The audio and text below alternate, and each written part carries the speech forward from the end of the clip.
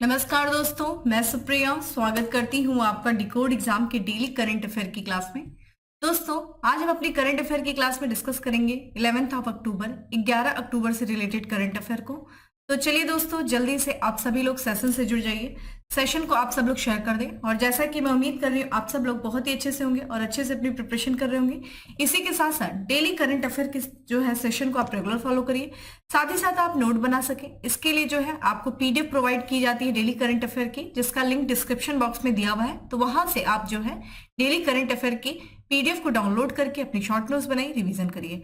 और इसी के साथ स्टार्ट करते हैं अपनी क्लास स्टार्ट करूं उसके पहले कहना चाहूंगी कि जल्दी से चैनल को सब्सक्राइब कर लीजिए और बेल आइकन को प्रेस कर लीजिए। इससे आपको चैनल से रिलेटेड हर क्लास की वीडियो का प्रॉपर नोटिफिकेशन मिलेगा और आपकी कोई भी क्लास मिस नहीं होगी।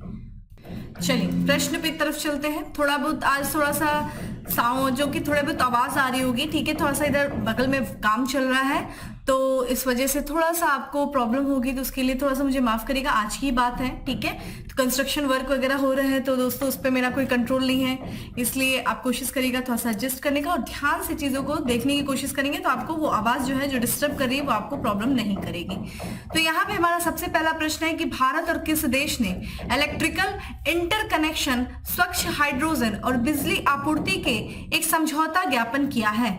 तो बिजली आपूर्ति के लिए, इलेक्ट्रिकल इंटरकनेक्शन के लिए, स्वच्छ हाइड्रोजन और बिजली आपूर्ति के लिए किस, ठीक है, भारत और किस देश के बीच में एक समझौता ज्ञापन हुआ है। ऑप्शंस आपके सामने है दोस्तों, और इसका करेक्ट आंसर है सऊदी अरब। ठीक है, करेक्ट आंसर इस बी है सऊदी अरब। तो भारत और सऊदी अरब ने देखा जाए दोस्तों कुछ समझौता ज्ञापन पर हस्ताक्षर किया है। और इस समझौते ज्ञापन में क्या शामिल है दोस्तों? एक तो इलेक्ट्रिकल, ठीक है, इंटरकनेक्शन शामिल है, हरित और स्वच्छ हाइड्रोजन शामिल है, और साथ ही साथ दोनों देशों के बीच प्रॉपर जो है बिजली आपूर्ति के क्षेत्र में जो है समझौता ज्ञापन हुआ है। ये जो समझौता दोस्तों हुआ है, ये सऊदी अरब की जो राजधानी दोस्तों रियाद, वहां पे एक, ठीक है, सत्र का आयोजन किया गया था। किससे संबंधित? तो मध्य पूर्व और उत्तरी अफ्रीकी जलवायु सप्ताह, इस सत्र का आयोजन किया। और इस सत्र के आयोजन के ही दौरान दोनों देशों ने, यानी कि देखा जाए भारत और सऊदी अरब, इन दोनों देशों ने क्या किया? समझौता ज्ञापन किया है। ये जो समझौता हुआ है किसके किसके बीच में साइन किया गया है, हस्ताक्षर किया गया है? तो भारत की तरफ से देखा जाए दोस्तों तो ऊर्जा और नवीकरणीय ऊर्जा के जो केंद्रीय मंत्री हैं दोस्तों आर.के. सिंह, और जो सऊदी अरब के ऊर्जा मंत्री हैं जो अब्दुल अजीज बिन सलमान अल रसूल, इनके बीच में जो है समझौते ज्ञापन पर हस्ताक्षर किया गया है। ठीक है, अब इस समझौते का बेसिकली उद्देश्य क्या है? तो ध्यान रखिएगा, जो समझौता किया गया है उसके पीछे क्या है? दोनों देश यानी कि भारत और सऊदी अरब के बीच में बिजली की आपूर्ति है, साथ ही साथ दोस्तों हरित और स्वच्छ हाइड्रोजन, और साथ ही साथ जो नवीकरणीय ऊर्जा उत्पादन है, जो कि गैर पारंपरिक ऊर्जा उत्पादन का स्रोत होता है, रिन्यूएबल एनर्जी होती है, ठीक है, उनका उत्पादन करना, और साथ ही साथ इन्हीं से संबंधित, ठीक है, साजो सामान की आपूर्ति को बढ़ावा देना, ठीक है, जिससे कि क्या हो सके? हरित ऊर्जा को बढ़ावा मिल सके, ठीक है, ग्रीन हाइड्रोजन जो है एक तरीके से ग्रीन एनर्जी के उत्पादन को बढ़ावा मिल सके, ठीक है। और इसी क्षेत्र में दोनों देशों ने क्या किया है दोस्तों? समझौता ज्ञापन किया है। और साथ ही साथ दोनों देशों ने कुछ और भी महत्वपूर्ण निर्णय लिए हैं, जैसा कि दोनों देश जो है, दोनों देशों के बीच B2B व्यापार यानी कि बिजनेस टू बिजनेस व्यापार, ठीक है, शिखर सम्मेलन और आदान प्रदान जो है, ठीक है, दोनों देशों के बीच आदान प्रदान निरंतर योजना जो है होना चाहिए, यानी कि एक तरीके से दोनों देशों के बीच व्यापार संबंधी, यानी कि एक दूसरे के बीच क्या है, ट्रेड को बढ़ावा देने के लिए, ठीक है, साथ ही साथ सूचनाओं का आदान प्रदान होता रहे निरंतर, इसके लिए भी समझौता ज्ञापन किया गया है। तो ध्यान रखिएगा दोस्तों, यहाँ पे जो है कुछ महत्वपूर्ण समझौते किए गए हैं भारत और सऊदी अरब के बीच में। इसी के साथ साथ जैसा कि आपने अभी हाल में ही सुना होगा, तंजानिया जो कंट्री है दोस्तों, तंजानिया की जो है राष्ट्रपति सामिया सुलू हसन, देखिए इनसे संबंधित प्रश्न भी आया था, ये वहां की पहली महिला राष्ट्रपति हैं और आपसे पीसीएस में ये प्रश्न पूछा गया था। तो यहाँ पे जो है सामिया सुलू हसन जो कि तंजानिया की राष्ट्रपति हैं दोस्तों, ये अभी हाल ही में जो है भारत यात्रा पे आई हुई हैं। ये 4 दिन की भारत यात्रा पे आई थी। और ध्यान रखिएगा, जब से ये राष्ट्रपति बनी है, राष्ट्रपति बनने के बाद यह उनकी पहली जो है आधिकारिक भारत की यात्रा है। ठीक है, भारत आने के बाद देखा जाए उनका जो स्वागत किया गया हवाई अड्डे पे, वो केंद्रीय शिक्षा मंत्री जो है राज्य मंत्री अन्नपूर्णा देवी के द्वारा स्वागत किया गया। ठीक है, साथ ही साथ देखा जाए जो राष्ट्रपति हैं तंजानिया की, वो देखिए किसमें भाग लेंगी, तो भारत के बीच जो व्यापार और निवेश मंच है दोस्तों, वहां पे वो भाग लेंगी, जिससे कि क्या होगा, दोनों देश यानी कि भारत और तंजानिया के बीच जो है जो ऐतिहासिक और मैत्रीपूर्ण संबंध है वो और भी मजबूत हो सके। यात्रा के दौरान देखा जाए दोनों देशों ने देखा जाए कुछ महत्वपूर्ण समझौते किए हैं, ठीक है, जिसमें से ध्यान रखिएगा भारत और तंजानिया ने खेल, समुद्री उद्योग, सांस्कृतिक आदान प्रदान, तंजानिया में औद्योगिक पार्क की स्थापना, यानी कि भारत जो है वो तंजानिया में औद्योगिक पार्क की स्थापना करेगा। साथ ही साथ बाजार की बदलती जरूरतें, जिस तरीके से बाजार की जरूरतें बदल रही हैं, लोगों की मांग बदल रही है, उसके अकॉर्डिंग देखा जाए तो डिजिटल प्रौद्योगिकी के उपयोग और एक दूसरे देशों के व्यापारिक जहाजों की गतिविधियों की पूर्व सूचना साझा करने के क्षेत्र में ये 6 समझौते किए गए। ध्यान रखिएगा, ये देखा जाए आप लोकेशन यहाँ पे देख सकते हैं, देखिए ये इंडियन ओशन से लगा हुआ दोस्तों ये देश है, ठीक है, तंजानिया, और यहाँ पे आपको ठीक है भारत मिल जाएगा। तो यहाँ पे ध्यान रखिएगा इक्वेटर के ऊपर ही है भारत, ठीक है, ध्यान रखिएगा।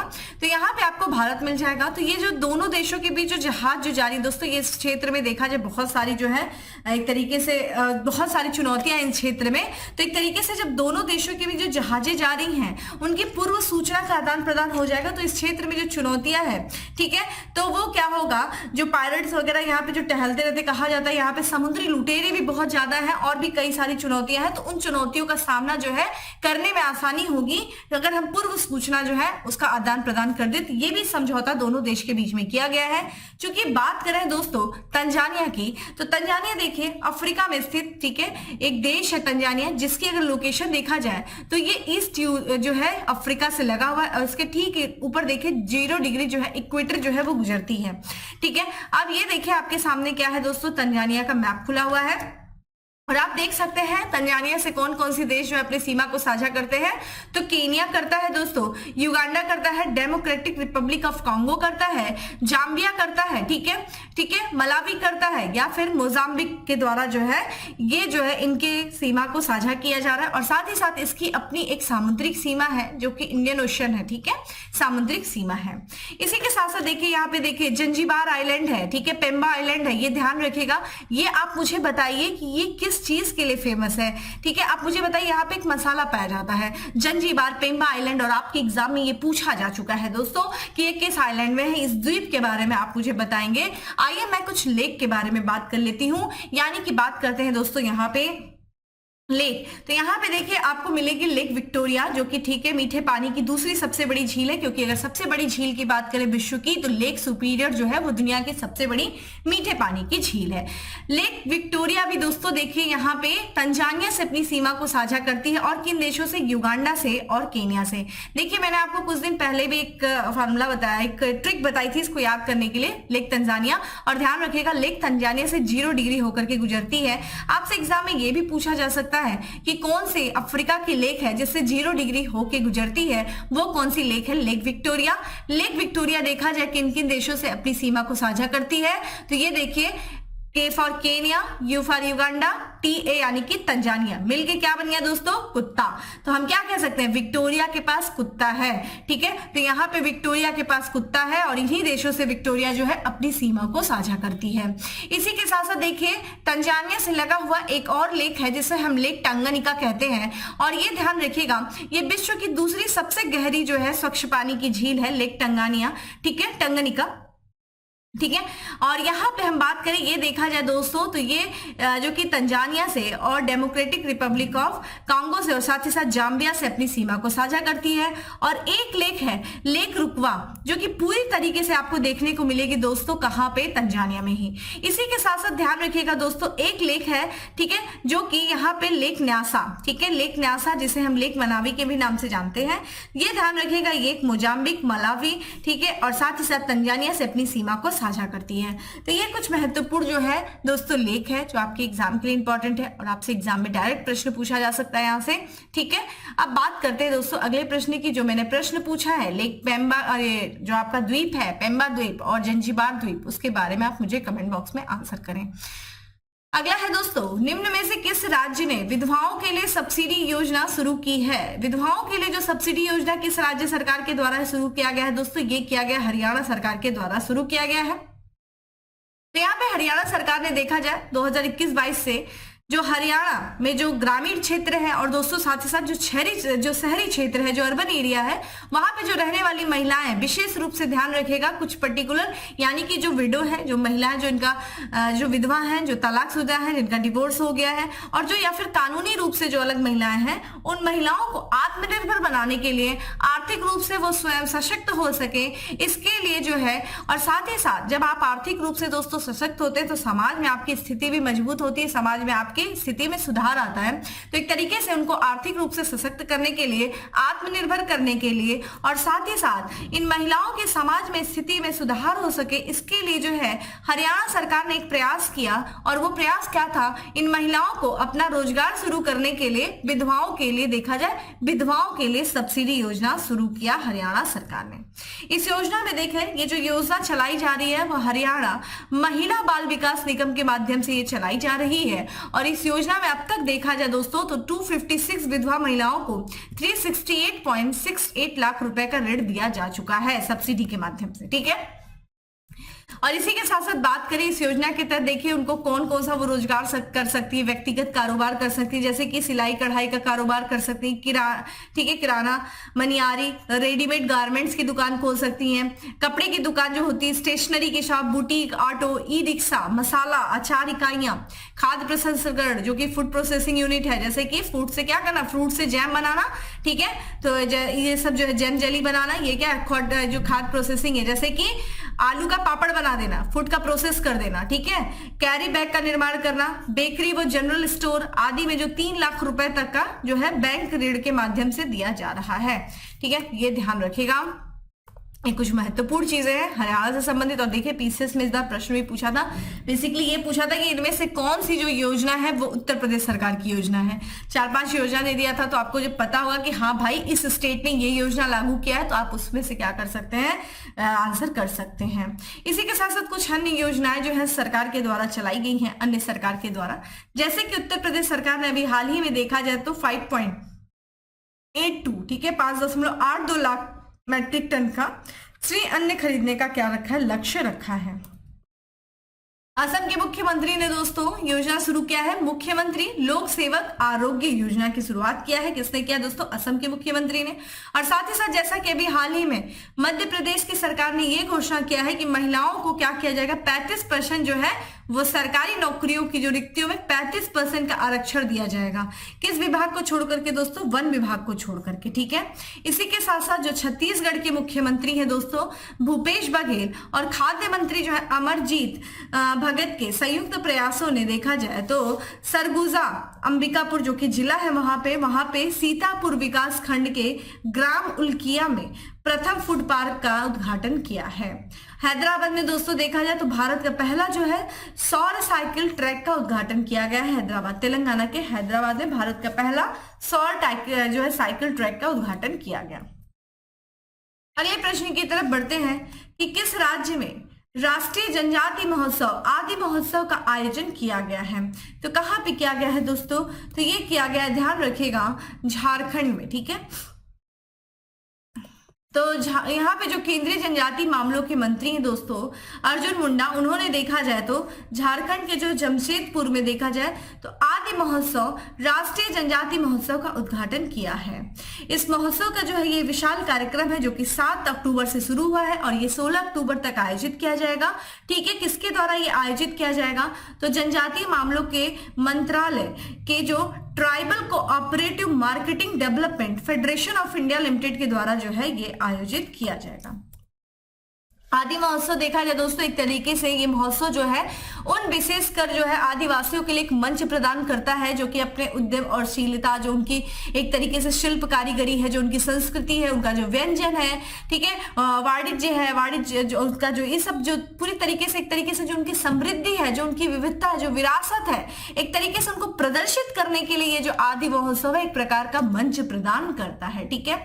चूंकि झारखंड में, ठीक है, आदि महोत्सव का आयोजन किया किया गया है, तो आइए झारखंड के बारे में बात कर लेते हैं। दोस्तों झारखंड जो है वो 15 नवंबर 2000 को बिहार से अलग होकर के एक राज्य के रूप में स्थापित हुआ। इसकी जो राजधानी है वो है रांची है, और यहाँ पे हेमंत सोरेन जो वर्तमान मुख्यमंत्री हैं और सीपी राधाकृष्णन वर्तमान में राज्यपाल हैं। लोकसभा, यहाँ पे अगर संसदीय क्षेत्र की बात करें तो राज्यसभा में इसकी 7 सीटें हैं और लोकसभा में इसकी 14 सीटें। ठीक है, अगले प्रश्न की तरफ बढ़ते हैं कि निम्न में से किस राज्य में mega defence event East Tech 2023 का आयोजन किया गया? तो असम में किया गया दोस्तों। ठीक है, mega defence event East week, तो ये किया गया दोस्तों असम में। तो भारतीय सेना की जो पूर्वी कमान नवीनतम रक्षा प्रौद्योगिकी का प्रदर्शन करने के लिए एक महत्वपूर्ण रक्षा कार्यक्रम जिसका नाम है ईस्ट टेक 2023, इसका आयोजन किया गया। ठीक है, और यह जो है आयोजन गुवाहाटी में किया जा रहा है, चूंकि ये कल इसकी शुरुआत हुई थी और ये आज यानी कि 11 अक्टूबर तक होगा यह आयोजन। और इस आयोजन की बात करें तो असम और पूरे उत्तर पूर्व क्षेत्र में अपनी तरह का ये पहला आयोजन होगा।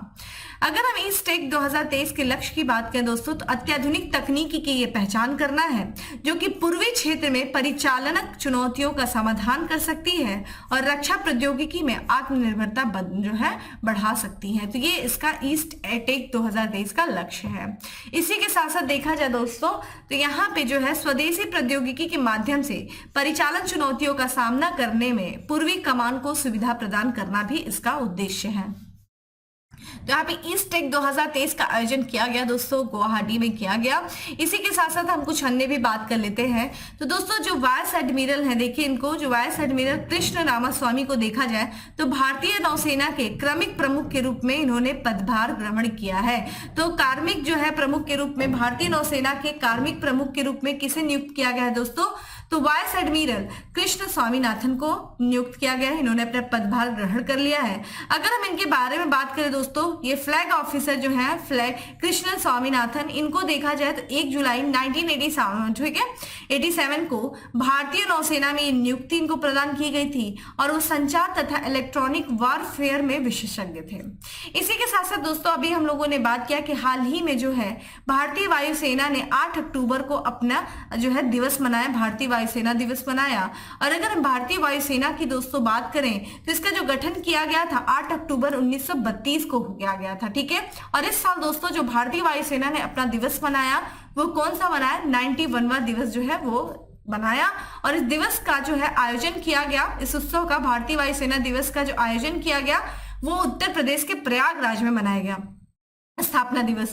तो ये बहुत इंपॉर्टेंट है। और इसी अवसर पे जब भारतीय वायुसेना जो है अपना स्थापना दिवस मना रही थी उत्तर प्रदेश के प्रयागराज में, तो जो वायुसेना ने देखा जाए तो ठीक है बमरोली वायु सेना केंद्र में एक शानदार परेड का आयोजन किया। और इसी के साथ साथ देखा जाए जो भारतीय वायुसेना ठीक है प्रमुख हैं, चीफ एयर जो है air chief marshal VR Chaudhari, उन्होंने एक परेड में वायुसेना के नए ध्वज का अनावरण किया, जिनकी तस्वीर आप देख सकते हैं।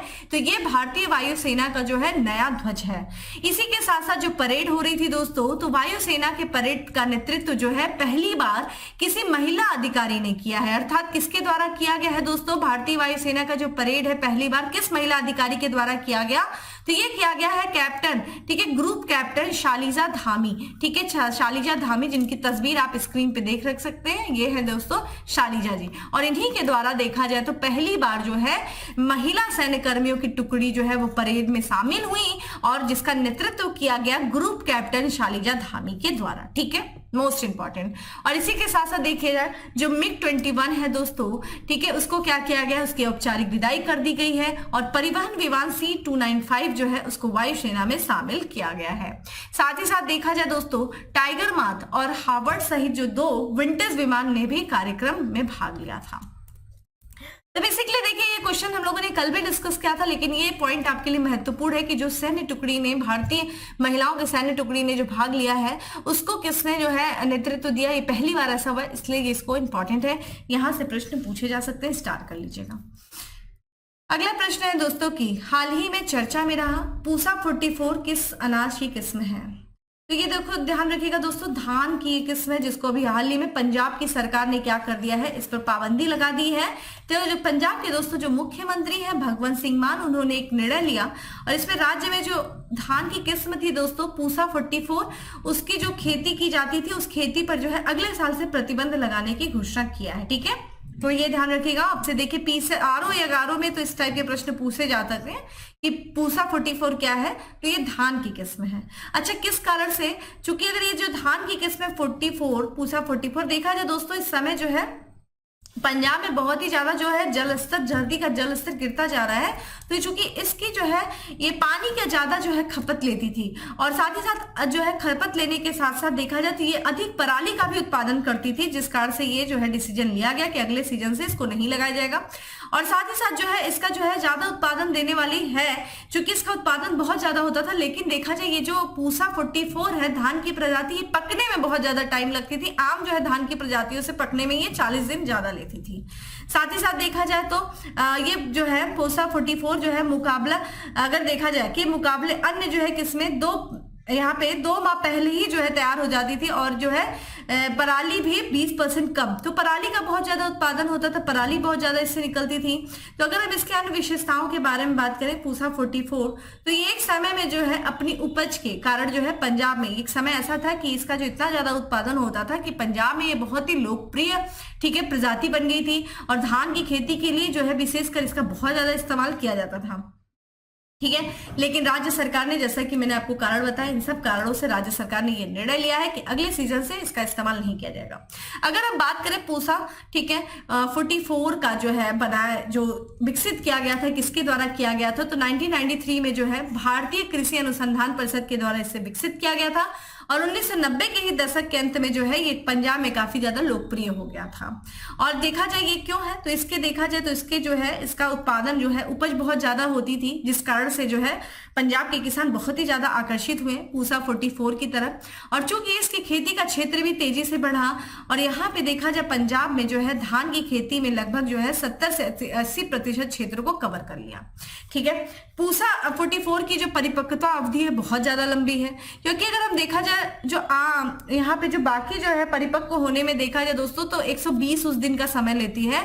और वहीं पे देखा जाए जो पूसा 44 है वो लगभग जो है 160 दिनों का समय लेती है, लगभग जो अन्य किस्मों की तुलना में 30 से 35 जो है दिनों तक ज्यादा समय लेता है। तो ये भी बहुत ज्यादा प्राकृतिक रूप से नुकसानदेह है। इसी के साथ साथ दोस्तों हम बात करें तो जो विस्तारित खेती की अवधि में देखा जाए तो यहाँ पे देखा जाए दोस्तों तो जो है विस्तारित खेती अवधि के लिए जो है सिंचाई के 5 से 6 अतिरिक्त चक्रों की आवश्यकता होती थी, जो पंजाब में भूजल की कमी की समस्या को बढ़ा देती थी। तो भूजल स्तर की कमी को भूजल स्तर को बढ़ा देती थी, काफी नीचे हो जाता था भूजल, जिसके वजह से क्या होता था यहाँ पे पानी की समस्या देखने को मिल रही है। तो भूजल स्तर में काफी गिरावट से जूझ रहा है पंजाब दोस्तों, जिससे पानी की कमी को लेकर के काफी चिंता पैदा हो गई है।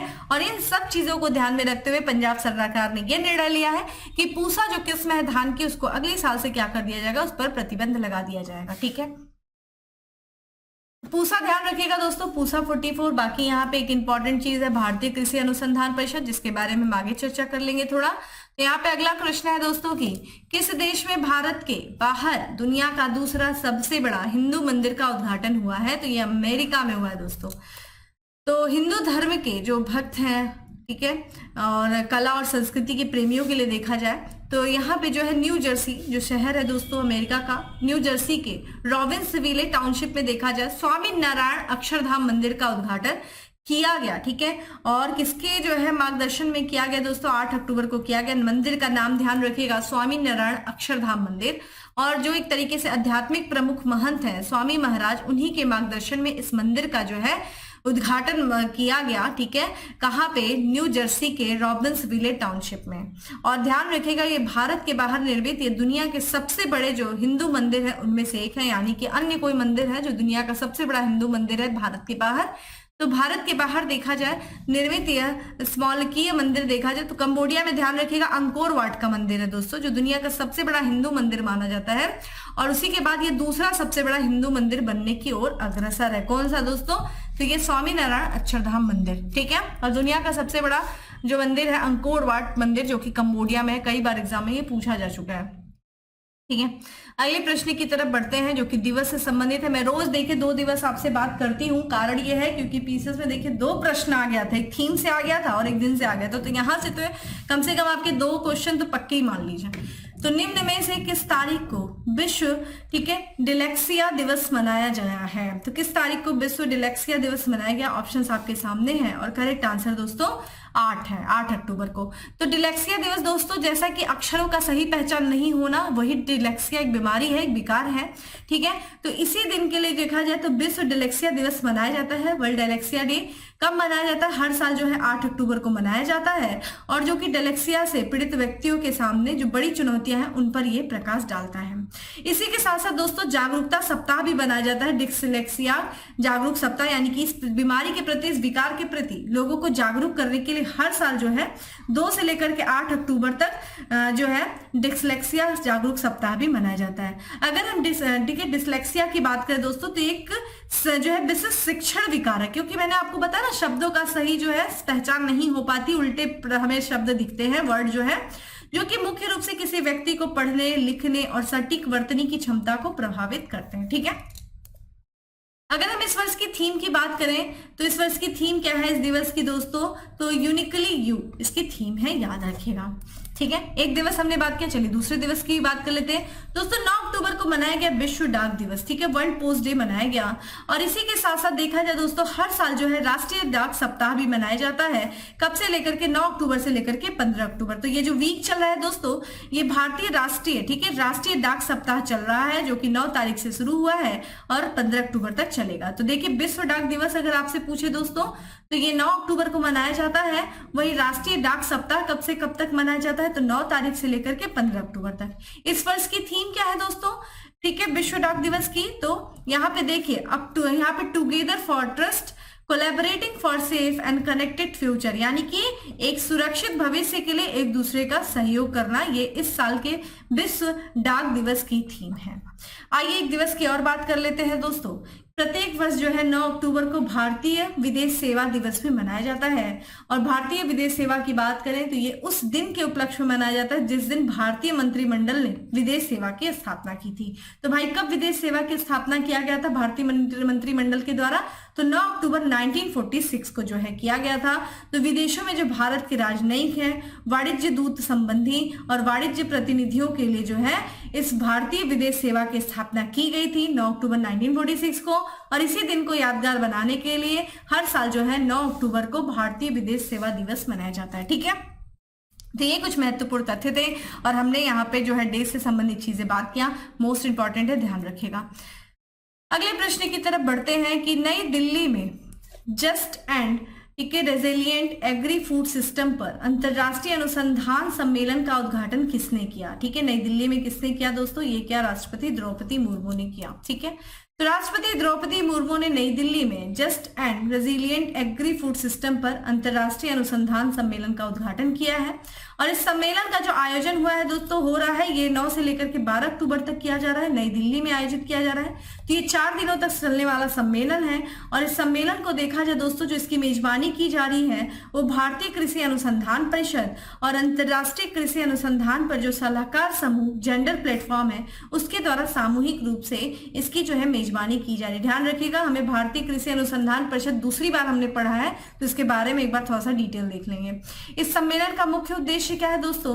तो यहाँ पे देखा जाए लिंग और कृषि खाद्य प्रणालियों में समावेशन पर अत्याधुनिक, ठीक है, ज्ञान साझा करने को बढ़ावा देना। और यहाँ पे इस वर्ष की थीम क्या है दोस्तों इस सम्मेलन की? तो अनुसंधान से प्रभाव तक उचित और लचीला कृषि खाद्य प्रणालियों की ओर, ये इस वर्ष की थीम है, ठीक है। तो ध्यान रखिएगा, यहाँ पे नई दिल्ली में आयोजित किया गया है जस्ट एंड रेजिलिएंट फूड जो है एग्री फूड सिस्टम, ठीक है, फॉर यहाँ पे जो है अंतरराष्ट्रीय अनुसंधान सम्मेलन। चलिए यहाँ पे बात कर लेते हैं भारतीय कृषि अनुसंधान परिषद की, Indian council of agriculture research के बारे में। तो जो है ये एक स्वायत्त शासी संस्था है दोस्तों, किसके तहत? तो कृषि अनुसंधान और कृषि विभाग और कृषि मंत्रालय के तहत जो है ये एक स्वायत्त शासी संस्था है। आजादी के पहले ही इसकी स्थापना की गई थी, यानी कि यहाँ पे 16 जुलाई 1929 को जो है imperial council of agriculture research के नाम से इसकी स्थापना की गई थी। और इसके सबसे महत्वपूर्ण, इसकी पहल के रूप में एक पहल बहुत महत्वपूर्ण है दोस्तों ICAR की, 1974 की बात है दोस्तों। तो तमिलनाडु जो कृषि विश्वविद्यालय कोयम्बटूर के अंतर्गत जो पुडुचेरी है उसमें जो है पहले कृषि विज्ञान केंद्र की स्थापना की गई थी। तो पहले कृषि विज्ञान केंद्र की स्थापना किसके पहल पे किया गया था? ICAR की पहल पे 1974 में किया गया था। कहाँ किया गया था? तमिलनाडु कृषि विश्वविद्यालय कोयम्बटूर के अंतर्गत पुडुचेरी में। बहुत इंपॉर्टेंट है, यहाँ से इस तरह के फैक्ट्स आपके एग्जाम में पूछे जाते हैं। ठीक है, अगले प्रश्न की तरफ बढ़ते हैं कि निम्नलिखित में से कौन सा, ठीक है, उत्तर प्रदेश का पहला सौर शहर होगा? तो ये दोस्तों कौन सा होगा? ये होगा अयोध्या। ठीक है, तो उत्तर प्रदेश का पहला जो सौर शहर होगा दोस्तों वो अयोध्या बनेगा। अयोध्या में जो है उत्तर प्रदेश नवीन और नवीकरणीय ऊर्जा विभाग जो है अयोध्या को सोलर सिटी के रूप में विकसित करने का काम कर रहा है। और जैसा कि आपको पता है अयोध्या दोस्तों सरयू नदी के तट पे है, तो सरयू नदी के किनारे एक सोलर पार्क भी विकसित किया जाएगा। ठीक है, यहाँ पे NTPC जो कि नवीन और नवीकरणीय ऊर्जा विभाग देखा जाए ग्रीन के द्वारा सरयू तट पर जो है 40 मेगावाट का सोलर प्लांट भी स्थापित किया जाएगा। ठीक है, ये चीज ध्यान रखिएगा। चलिए अगले प्रश्न की और आज के लास्ट प्रश्न की तरफ बढ़ते हैं कि हाल ही में बिहार के बाद किस राज्य के मुख्यमंत्री ने जातीय जनगणना कराने की घोषणा किया है? तो ये क्या है दोस्तों? राजस्थान ने। देखिए यहाँ पे सर्वे किया गया था, जातीय सर्वे किया गया था, सेंसस नहीं किया गया था दोस्तों, गणना नहीं की गई थी। ठीक है, तो सर्वे कराने का जो है घोषणा किया गया है, किसके द्वारा किया गया है? राजस्थान सरकार के द्वारा किया गया है। तो बिहार के बाद देखा जाए राजस्थान के जो मुख्यमंत्री हैं अशोक गहलोत, उन्होंने जातीय जनगणना कराने की घोषणा किया है। इस सर्वेक्षण में देखा जाए, देखिए सर्वे वर्ड है, ठीक है, सर्वे हुआ है। कई जगहों पे मैंने देखा लोगों ने सेंसस लिख रखा है। ठीक है, उनको सेंसस और सर्वे का फर्क नहीं पता है। ठीक है, सर्वे ध्यान रखिएगा दोस्तों, सर्वे सिर्फ और सिर्फ केंद्र सरकार करा सकती है। ठीक है, और अगर हम बात करते हैं सर्वे की, सेंसस जो है केंद्र सरकार सिर्फ करा सकती है, केंद्र सूची का विषय, लेकिन सर्वे जो है वो राज्य सरकार भी करा सकती है। इसीलिए जो है सर्वेक्षण कराया जा रहा है। ठीक है, किसके द्वारा? राजस्थान सरकार के द्वारा। और नागरिकों के जो है सामाजिक, आर्थिक और शैक्षिक स्तर के संबंध में जानकारी और डेटा एकत्र किया जाएगा। ठीक है, इस सर्वेक्षण के द्वारा। और जब उनके बारे में हमें सामाजिक, आर्थिक और शैक्षिक स्तर पे जब जानकारी प्रदान होगी, प्राप्त होगी, डेटा एकत्र होगा, तो हमारे लिए, सरकार के लिए बहुत ही आसान हो जाएगा। उनके लिए जो योजनाएं बनाई जा रही हैं उनके अनुसार जो है योजनाएं, कि उनके जो है किस तरह का उनका इस समय जो है सामाजिक स्तर है, किस तरह का उनका आर्थिक स्तर है। ठीक है, इन सब को ध्यान में रखते हुए सरकार जो अपनी योजनाएं बना पाएगी और उन योजनाओं को प्रॉपर तरीके से इंप्लीमेंट करके सही वर्ग तक पहुंचा पाएगी। तो यहाँ पे जो है इन्हीं आंकड़ों का अध्ययन करके जो समाज में पिछड़ेपन का आकलन किया जाएगा और उसी के अनुरूप क्या किया जाएगा? सरकार के द्वारा जो है सुधार योजनाएं बनाई जाएंगी। ठीक है, ये ध्यान रखिएगा। इसी के साथ साथ राजस्थान सरकार ने एक और महत्वपूर्ण निर्णय लिया है और राज्य में 3 नए जिलों के गठन की घोषणा किया है। ठीक है, और यहाँ पे जो मुख्यमंत्री हैं अशोक गहलोत राजस्थान के, उन्होंने राज्य में जो 3 नए जिले बनाने की घोषणा की है वो उनका नाम क्या है? मालपुरा, सुजानगढ़ और कुच्चमन। ये सिटी के गठन किया जाएगा। और इस तरीके से टोटल जो है वर्तमान में राजस्थान में कितने जिले हो जाएंगे? वर्तमान में 50 जिले हैं और 3 जब बढ़ जाएंगे तो 53 जिले शामिल हो जाएंगे।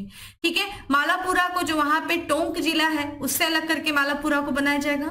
इसी तरीके से चूरू जिले से जो है अलग करके सुजानगढ़ को बनाया जाएगा और नागौर जिले से अलग करके दोस्तों कुचामन को बनाया जाएगा। तो ये कुछ महत्वपूर्ण राजस्थान के निर्णय थे राजस्थान सरकार के, जिनको हम लोगों ने देखा।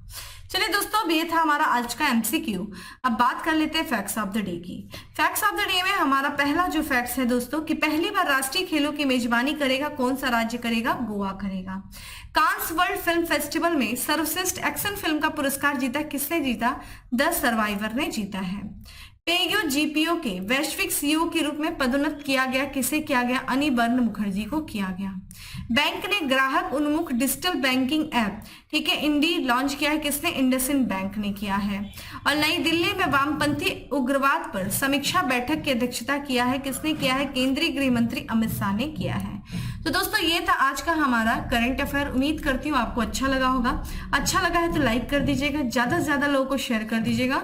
और डेली करंट अफेयर की जो PDF है वो आपको टेलीग्राम ग्रुप पे प्रोवाइड किया जाता है, जिसका लिंक डिस्क्रिप्शन बॉक्स में दिया हुआ है। तो जाइए डाउनलोड करिए और उसका जो है शॉर्ट नोट्स बनाइए। फिर मिलते हैं दोस्तों अगले सेशन में, तब तक के लिए bye, have a good day, stay safe, stay healthy.